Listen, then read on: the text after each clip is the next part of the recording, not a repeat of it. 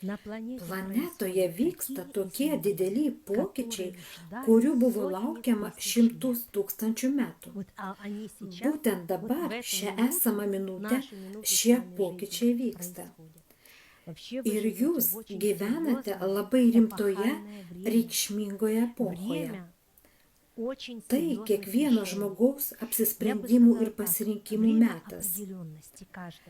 Tai reiškia, kokį sprendimą ir kelią žmogus pasirinks, ten jis ir liks. Būtent dabar yra toks metas.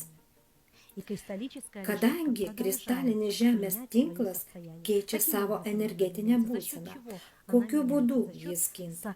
Jis kinta dėka sakralinių simbolių ir formų. Kosmoso energija juda sakralinių formų ir simbolių dėka. Iš viso kosmoso kalba tai geometrinės sakralinės formos, kurias priima kristalinis Žemės tinklas bei paverčia jas minčių formomis. Žmogaus smegenys nuskaito minčių formas, apdirba, apgalvoja ir transliuoja jas į būsenas bei materializuoja. Šis procesas vyksta kristalinio Žemės tinklo ir sakralinių simbolių dėka. Išsivysčiusios dieviškos asmenybės atveda į Žemę Jėzaus Kristaus mokinius per kristalinį Žemės tinklą, kurie padeda žmonėms.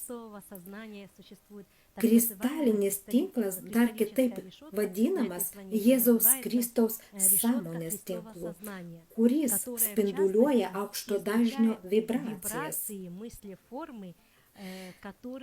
Jėzus Kristus, kuomet buvo šioje planetoje, generavo ir skleidė šio aukšto dažnio vibracijas ir minčių formas žmonijai.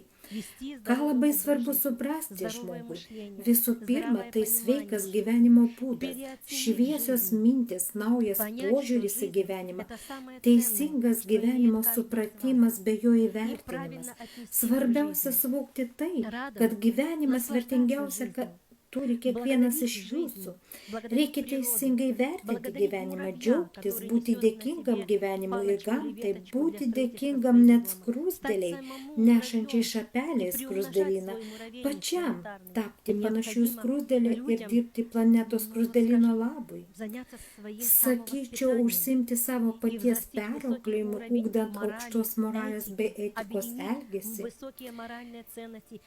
etikos lygį, puoselėti tai ne tik savyje, bet ir savo šeimose, kas yra labai svarbu. Kuomet žmogus yra tyras savo vidumi, tuomet jis semiasi iš kristalinio tinklo žinias, jis yra vientisas, ramus, jam viskas aišku ir jam nereikia ieškoti galios šaltinių.